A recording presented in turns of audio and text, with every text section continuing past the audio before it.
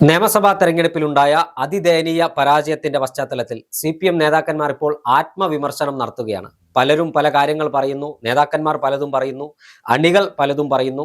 ഇത്തരത്തിലൊരു പരാജയം CPM സ്വപ്നത്തിൽ പോലും കരുതിയിരുന്നില്ല. അതൊരു പരാജയം ഉണ്ടായാൽ പോലും ഐക്യമുന്നണിക്ക് അല്ലെങ്കിൽ UDF-നും കോൺഗ്രസിനും ചേർന്ന് ഒരു 80 സീറ്റ് വരെയൊക്കെ CPM പ്രതീക്ഷിച്ചുള്ളൂ. 102 സീറ്റിലേക്ക് എത്തുമെന്നൊരു പ്രതീക്ഷയൊന്നും CPM ഉണ്ടായിട്ടില്ല. പല നിരീക്ഷണങ്ങളാണ് പല നേതാക്കന്മാർ പറയുന്നത്. മലബാറിൽ നിന്നുള്ള നേതാക്കന്മാർ പറയുന്നു പരാജയത്തിന്റെ കാരണം എന്നതാണ്. മധ്യ കേരളത്തിലെ നേതാക്കന്മാർ വേറെ കുറെ കാരണങ്ങൾ നിരത്തുന്നു. തെക്കൻ കേരളത്തിലെ നേതാക്കന്മാർ മറ്റു പല കാരണങ്ങൾ നിരത്തുന്നു. കാരണം CPM-ന് കൃത്യമായി മനസ്സിലാകുന്നില്ല എവിടെയാണ് ഞങ്ങൾ പിഴച്ചതെന്ന്. അതായത് കഴിഞ്ഞ ദിവസം ഒരു രാഷ്ട്രീയ നിരീക്ഷകൻ പറയുന്നുണ്ട്, ആളുടെ പേര് ഞാൻ ഓർക്കുന്നില്ല, എങ്ങനെയാണ് തോറ്റതെന്ന് CPM-നും എങ്ങനെയാണ് ജയിച്ചതെന്ന് കോൺഗ്രസിനും ഇതുവരെ മനസ്സിലായിട്ടില്ല. യഥാർത്ഥത്തിൽ അത് തന്നെയാണ് കാര്യം. എവിടെയാണ് തങ്ങൾക്ക് പാളിയതെന്ന് CPM-ന് മനസ്സിലായിട്ടില്ല, എങ്ങനെയാണ് ഞങ്ങൾക്ക് 102 സീറ്റ് കിട്ടിയതെന്ന് കോൺഗ്രസിനും മനസ്സിലായിട്ടില്ല. ആ ഒരു പശ്ചാത്തലത്തിൽ ആത്മവിമർശനത്തിലൂടെ പാർട്ടിയെ വീണ്ടും സജീവമാക്കാനാണ് CPM ശ്രമിക്കുന്നത്. താഴെത്തട്ടിലുള്ള റിപ്പോർട്ടിംഗ് നടന്നുകൊണ്ടിരിക്കുകയാണ്. CPM-ന്റെ ഒരു സംഘടനാ ശൈലി വെച്ച് സംസ്ഥാന സെക്രട്ടേറിയറ്റിന് ശേഷം ജില്ലാ കമ്മിറ്റി വിളിച്ച് റിപ്പോർട്ടിംഗ് നടത്തും. Area committee, local committee, branch committee, അങ്ങനെയാണ് CPM-ന്റെ റിപ്പോർട്ടിംഗ് നടത്തുക. അതിലെല്ലാം റിപ്പോർട്ടിംഗ് നടത്തുന്നു. പല നേതാക്കന്മാർക്കെതിരെയും രൂക്ഷ വിമർശനം ഉണ്ടായിരിക്കുന്നു. അതിന്റെ ഇടയ്ക്കാണ് സംസ്ഥാന സെക്രട്ടേറിയറ്റ് അംഗം, മുൻ മന്ത്രി കൂടിയായ, എറണാകുളത്തു നിന്നുള്ള മധ്യ കേരളത്തിലെ പ്രമുഖ നേതാക്കന്മാരിൽ ഒരാളായ P. രാജീവ് ഇന്നലെ ഒരു വിമർശനം ഉന്നയിച്ചത്. പാർട്ടിയുടെ തെരഞ്ഞെടുപ്പ് കാലത്തെ മുദ്രാവാക്യവുമായി ബന്ധപ്പെട്ട് LDF അല്ലാതെ മറ്റാരുണ്ട് എന്ന മുദ്രാവാക്യം വിനയായി എന്നാണ് പറഞ്ഞത്. യഥാർത്ഥത്തിൽ രാജീവ് പറഞ്ഞത് ശരിയായ ഒരു വിലയിരുത്തലല്ലേ?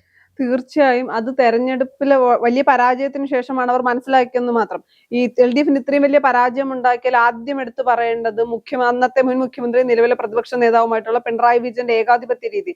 LDF അല്ലാതെ മറ്റാര് എന്ന് പറയുകയും അല്ലെങ്കിൽ LDF അല്ലാതെ മറ്റാര് എന്ന മുദ്രാവാക്യം ഉയർത്തിക്കാട്ടുകയും പിണറായി വിജയന്റെ ഒറ്റയ്ക്കുള്ള ചിത്രം വെക്കുകയും ചെയ്തു. ഞാനല്ലാതെ മറ്റാര് എന്നൊരു മെസ്സേജാണ് പൊതുസമൂഹത്തിന് മുന്നിലേക്ക്, സമീപനമാണ് പൊതുസമൂഹത്തിന് മുന്നിലേക്ക് എത്തിയത്. അത് തന്നെയാണ് ആദ്യം തിരിച്ചടിയായത്. രണ്ടാമത് പറയേണ്ടത് UDF-ന് ഇത്രയും വലിയ വിജയത്തിലേക്ക് എത്തിച്ചത് ഒരു പ്രധാന പങ്ക് വഹിക്കുന്ന ആളെന്ന് പറയുന്നത് MP നികേഷ് കുമാറാണ്. LDF-ന്റെ PR ടീമിന് വ്യക്തമായ പങ്കുണ്ട്. PR ടീം ചെയ്ത ഓരോ പ്രവൃത്തിയും അത് UDF-ന് അനുകൂലമാക്കിക്കൊണ്ട്, അല്ലെങ്കിൽ തെരഞ്ഞെടുപ്പ് സമയത്ത് LDF-ന്റെ PR ടീം ചെയ്ത ഓരോ കാര്യങ്ങളും, അതിപ്പോ LDF അല്ലാതെ മറ്റാരുണ്ട് എന്നതായിക്കോട്ടെ, കട്ടൗട്ട് വെച്ചതോടെ എല്ലാ കാര്യവും അനുകൂലമായി വന്നത് UDF-നായിരുന്നു, അല്ലെങ്കിൽ ഐക്യ ജനാധിപത്യ മുന്നണിക്കായിരുന്നു.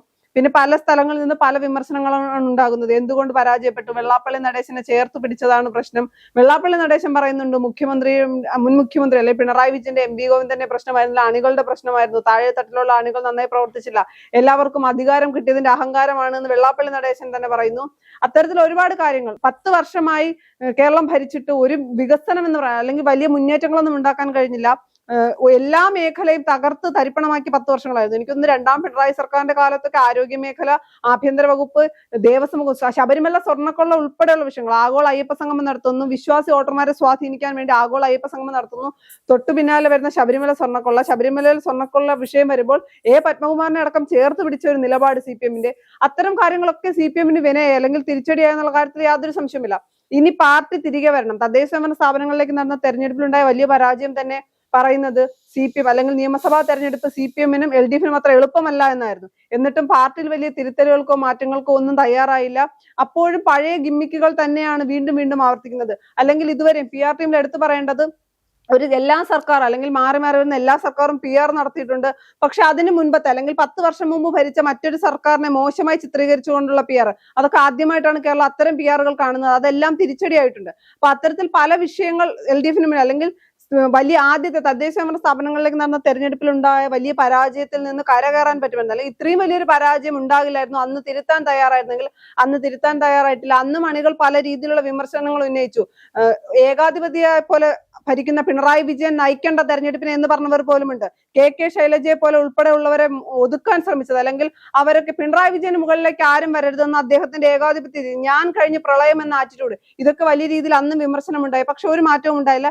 ഇപ്പൊ തെരഞ്ഞെടുപ്പ് കഴിയുന്നു, എങ്ങനെയെങ്കിലും ഇനി തിരിച്ചു വരണം, അല്ലെങ്കിൽ പഴയ ഒരു പ്രതാപത്തിലേക്ക് എത്താൻ വേണ്ടി LDF കൈകാലിട്ടടിക്കുന്ന സമയമാണ്. എന്നിട്ട് പോലും വലിയ മാറ്റങ്ങൾ ഉണ്ടാകുന്നു. വെള്ളാപ്പള്ളി നടേശനെ ചേർത്ത് പിടിച്ചത് തെറ്റാണെന്ന് പറയുന്നു. പത്മകുമാറിന്റെ വിഷയം, അല്ലെങ്കിൽ ശബരിമലയിൽ പത്മകുമാറിനോട് കാണിച്ച നിലപാട് തെറ്റാണെന്ന് പറയുന്നു. പാർട്ടിയിൽ പിണറായി വിജയനും MP വീട്ടിൽ നിന്ന് പോലും വിമർശനമുണ്ട് എന്ന് MP ഗോവിന്ദൻ പറഞ്ഞിട്ടും ഇന്നും അല്ലെങ്കിൽ ഞങ്ങൾ മാറാൻ തയ്യാറാകുകയാണെന്ന് പറയുമ്പോഴും പിണറായി വിജയനും മാറുന്നില്ല, എം വി ഗോവിന്ദനും മാറുന്നില്ല. അവർ രണ്ടുപേരും മാറാതെയുള്ള മാറ്റങ്ങൾ മാത്രമേ പാർട്ടിയിൽ ഇനി നടക്കൂ എന്ന നിലപാടാണ് ഇന്നും സ്വീകരിച്ചിരിക്കുന്നത്. പിന്നെ പത്മകുമാറിന്റെ വിഷയം എടുക്കുമ്പോൾ ശബരിമല സ്വർണ്ണക്കൊള്ളയിൽ വലിയ പ്രതിഷേധങ്ങൾ നിൽക്കുന്നു.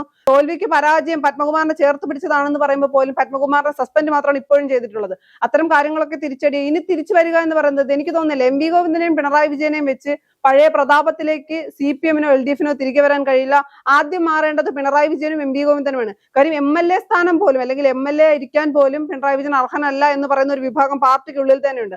അപ്പൊ അത്തരം കാര്യങ്ങൾ അല്ലെങ്കിൽ പാർട്ടിയുടെ സാധാരണക്കാരെ പാർട്ടി നശിക്കരുത്, പാർട്ടി വേണമെന്ന് ആഗ്രഹിക്കുന്ന സാധാരണക്കാരായ പ്രവർത്തകരുടെ അണികളുടെയും വാക്കുകൾ പാർട്ടി ഉൾക്കൊണ്ട് മുന്നോട്ട് പോയാൽ മാത്രമേ ഒരു തിരിച്ചുവരവ് LDF-ന് ഉണ്ടാവുകയുള്ളൂ. തീർച്ചയായും CPM-നെ സംബന്ധിച്ചിടത്തോളം അവർ ഒരിക്കലും പരാജയം അറിയാത്ത തളിപ്പറമ്പ്, തൃക്കരിപ്പൂര്, അതോടൊപ്പം തന്നെ പയ്യന്നൂര്, തൊട്ടപ്പുറത്ത് നേരത്തെ കോൺഗ്രസ് ജയിച്ചിട്ടുണ്ടെങ്കിൽ പിന്നീട് വർഷങ്ങളായി കോൺഗ്രസ് MLA ഇല്ലാത്ത ഉദുമ, പേരാമ്പ്ര, വാമനപുരം, ചിറിയൻകീഴ് തുടങ്ങിയ നിരവധിയായ മണ്ഡലങ്ങളുണ്ട്. എണ്ണിയാൽ നമുക്ക് വിരലിൽ എണ്ണാൻ കഴിയാത്ത അത്രയും മണ്ഡലങ്ങളുണ്ട്. CPM മാത്രം ജയിച്ചു വന്നിരുന്ന മലപ്പുറം ജില്ലയിലെ പൊന്നാനി, തൃശ്ശൂരിലെ കൊടുങ്ങല്ലൂർ, പഴയ കൊടുങ്ങല്ലൂർ മണ്ഡലമായപ്പോൾ അവിടെ കോൺഗ്രസ് ജയിച്ചിട്ടുണ്ട്. അത്തരത്തിൽ നിരവധിയായ മണ്ഡലങ്ങളുണ്ട്. ആ മണ്ഡലങ്ങളിലൊക്കെ പരാജയപ്പെട്ടത് എങ്ങനെയാണെന്ന് CPM-ന് ഇപ്പോഴും മനസ്സിലായിട്ടില്ല. അതോടൊപ്പം തന്നെ കണ്ണൂർ ജില്ലയിലുണ്ടായ ഈ ദയനീയ പരാജയത്തിന് ഒരു കാരണം CPM സംസ്ഥാന സെക്രട്ടറി എം വി ഗോവിന്ദന്റെ ഭാര്യ PK ശ്യാമളയെ സ്ഥാനാർത്ഥിയാക്കി നിർത്തിയതാണ്. അത് തെറ്റായി പോയി എന്ന് ഇപ്പോൾ പാർട്ടി സമ്മതിക്കുന്നു. പയ്യന്നൂരിൽ CPM-ന്റെ പൊന്നാപുരം കോട്ടയിൽ CPM അല്ലാതെ മറ്റു രാഷ്ട്രീയ പാർട്ടിയും പല പ്രദേശങ്ങളിൽ അവിടെ ഇല്ല. അവിടെ ഒരു ബൂത്തിൽ 1000 വോട്ടുണ്ടെങ്കിൽ 800 മുതൽ 900 വരെ വോട്ട് CPM-ന് മാത്രം കിട്ടിക്കൊണ്ടിരിക്കുന്ന, ഇടതുപക്ഷം എന്ന് പോലും നമുക്ക് പറയാൻ കഴിയില്ല, CPM മാത്രമുള്ള പയ്യന്നൂർ മണ്ഡലത്തിൽ അവിടെ പരാജയപ്പെടുന്നു. അവിടെ ഉണ്ടായത് രക്തസാക്ഷി ഫണ്ട് മുഖ്യതുമായി ബന്ധപ്പെട്ട് അവിടെ കുഞ്ഞികൃഷ്ണൻ എന്ന് പറയുന്ന CPM-ന്റെ നേതാവ് ഉയർത്തിയ ആരോപണം ശരിയാണെന്ന് പാർട്ടി അണികൾ സമ്മതിക്കുകയാണ്. അതിപ്പോൾ പാർട്ടി പറയുന്നു അവിടെ തിരുത്തിയിരുന്നെങ്കിൽ ഈ 2 മണ്ഡലങ്ങൾ നഷ്ടപ്പെടുന്നില്ല എന്ന് പാർട്ടി ആത്മവിമർശനം ഉന്നയിക്കുന്നു. ജി സുധാകരനെ ചേർത്ത് പിടിക്കാനുള്ള പല സാഹചര്യങ്ങളും തീർച്ചയായും CPM-ന്റെ കേരളത്തിലെ കമ്മ്യൂണിസ്റ്റ് പാർട്ടിയുടെ ത്യാഗോജ്വലമായ പോരാട്ടത്തിന്റെ കഥ പറയുന്ന പുന്നപ്രയും വയലാറും ഉൾപ്പെടുന്ന പ്രദേശം ആലപ്പുഴ ജില്ലയിൽ CPM-ന് അതീവ ദയനീയ പരാജയം, അമ്പലപ്പുഴയിൽ അതിദയനീയ പരാജയമാണ് CPM-ന് ഉണ്ടായിരിക്കുന്നത്. അതോടൊപ്പം തന്നെ CPM-നെ സംബന്ധിച്ചിടത്തോളം ഇതെങ്ങനെ തിരുത്തുമെന്ന് അവർക്ക് അറിയില്ല. കാരണം M V Govindan party secretary എന്ന രൂപത്തിൽ അദ്ദേഹം ഒരു പരാജയപ്പെട്ട പാർട്ടി സെക്രട്ടറിയാണെന്ന് നമുക്ക് പറയേണ്ടിയിരിക്കുന്നു. ആ ഒരു പരാജിതനായ പാർട്ടി സെക്രട്ടറിയെ മുൻനിർത്തി എത്ര കാലം മുന്നോട്ട് പോകാൻ കഴിയുമെന്ന് അണികൾ ചോദിക്കുന്നു. എം വി ഗോവിന്ദൻ നേരത്തെ പറഞ്ഞ പല പ്രസ്താവനകളും പാർട്ടിക്ക് എതിരായി മാറിയിട്ടുണ്ട്.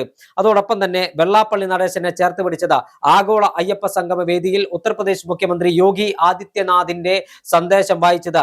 വെള്ളാപ്പള്ളി നടേശൻ നാഴികയ്ക്ക് 40 വട്ടം മലപ്പുറം ജില്ലയെ പൂർണ്ണമായും വർഗീയവൽക്കരിച്ച് മലപ്പുറം ജില്ലയിലെ മുഴുവൻ ആളുകളെയും വർഗീയവാദികളെന്ന് അടച്ചാക്ഷേപിക്കുമ്പോൾ അദ്ദേഹം പറഞ്ഞപ്പോൾ ഒരു സമുദായത്തെ ഒന്നടങ്കം അധിക്ഷേപിക്കുമ്പോൾ അദ്ദേഹം പറഞ്ഞത് തെറ്റാണെന്ന് പറയാൻ കേരളത്തിലെ മുഖ്യമന്ത്രി തയ്യാറായില്ല. അപ്പോഴും മുഖ്യമന്ത്രി പറയുന്നത് അദ്ദേഹം ലീഗുകാരിയാണെന്ന് പറയുന്നത്. മലപ്പുറം ജില്ലയിൽ ലീഗുകാരല്ല. മലപ്പുറം ജില്ലയിലെ പല മണ്ഡലങ്ങളിലും 60,000 70,000 വോട്ട് ഇപ്പോഴും LDF-ന് കിട്ടുന്നുണ്ട്. അവിടെ CPM ഉണ്ട്, കോൺഗ്രസ് ഉണ്ട്, BJP ഉണ്ട്, എല്ലാ രാഷ്ട്രീയ പാർട്ടിയിൽപ്പെട്ട ആളുകളുണ്ട്. അത് തള്ളിപ്പറയാൻ അന്നത്തെ മുഖ്യമന്ത്രി പിണറായി വിജയൻ തയ്യാറായില്ല.